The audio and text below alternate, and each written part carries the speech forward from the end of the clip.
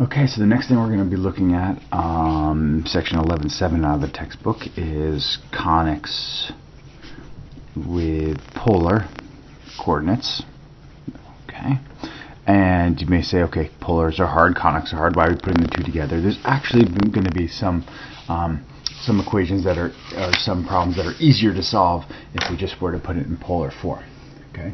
Now, we are going to stick with some of the basics of polar, and we're going to set this up when we're doing polar so that there's a very important thing that we keep in mind, that there's always going to be a focus at the origin. Okay, and I mean, it's potentially possible you can set these up so the focus is not at the origin. It just becomes extremely difficult to set these up if you do. So we are not going to do that. Just so you know. Okay. So let's see. Let's take a look. So let's set this up. And again, our focus at the origin. Okay, and we'll put our directrix out here.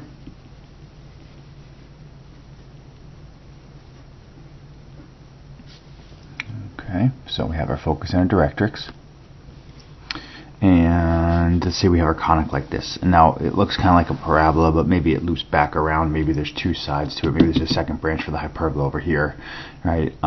That's possible. Again, when I say the focus is at the origin, so I should say one focus is at the origin. All right, so there's two foci, right? You don't, obviously they both can't be there. Okay, so as we're looking at this, we're going to put a point on the conic. All right, it's going to have a radius. That point is going to be defined by a radius, the distance it's going to be away, and the angle off the horizontal for ourselves. Okay, so FP is equal to our radius there. Right, that distance is the radius. Distance from the origin by definition. Okay, and PD, and we'll put D over here. Okay. Okay. So that's the distance on this horizontal axis to the random to a random point there. Okay. So if we look at it, right, if to kind of give us a sense of that, okay, we're going to put another point down here. We'll call this A and call this B. Okay. So we can see that PD, right, this distance is the same as AB right here. So basically, if we take F to B, which is the focus to the point on the directrix, and we subtract the F to this distance right here, that will give us how far apart those two are going to be for ourselves. Okay.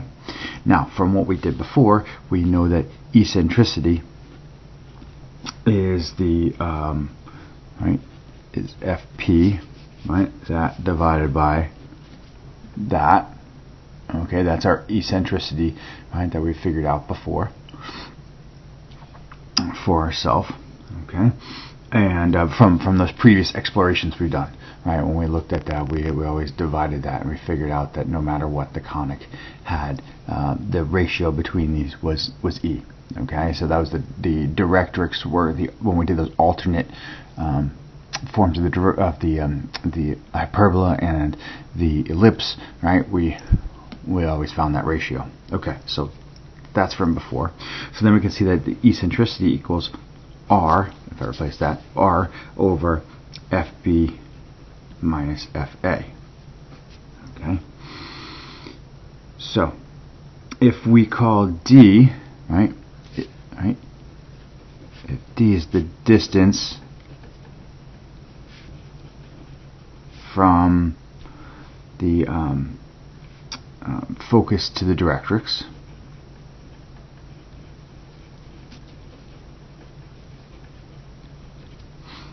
okay, then this equation becomes R over D minus R cosine theta. Okay, now let's think about it a second. Where did R cosine theta come from? Remember, this is theta right here. That's R right here. Okay, so this right here, right? We could use a right triangle.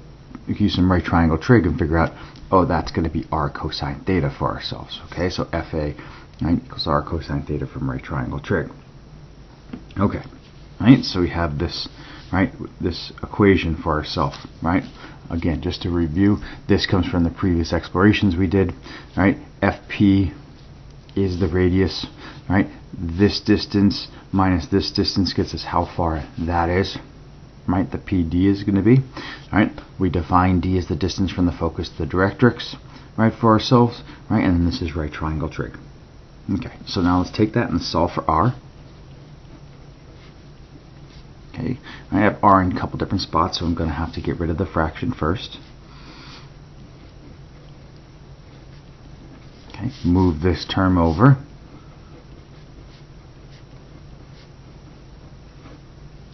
Factor out the R.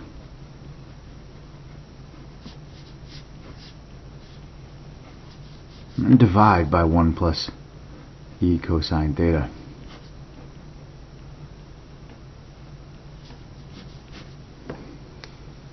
Okay, so we can see, so we have this formula for ourselves. Okay, remember there were some assumptions we made here, right?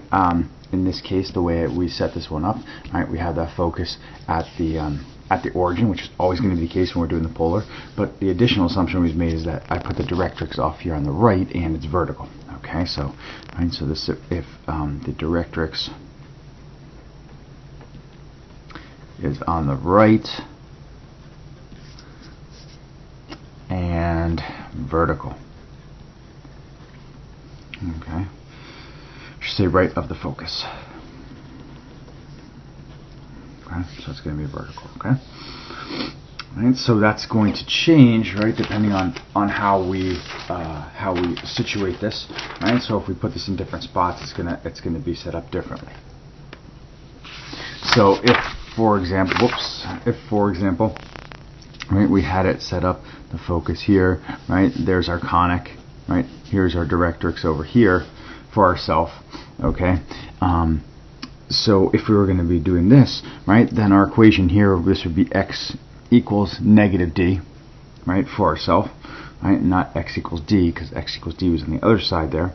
All right, so that if when we go and we set up our ratio there, right, for ourselves, we'd have E equals, well, this is our focus, so for ourselves. So in this case, right, let's say we're going to do like a point up here, right, and I'm just doing a point up there to keep keep things a little bit positive for ourselves. Okay. Okay.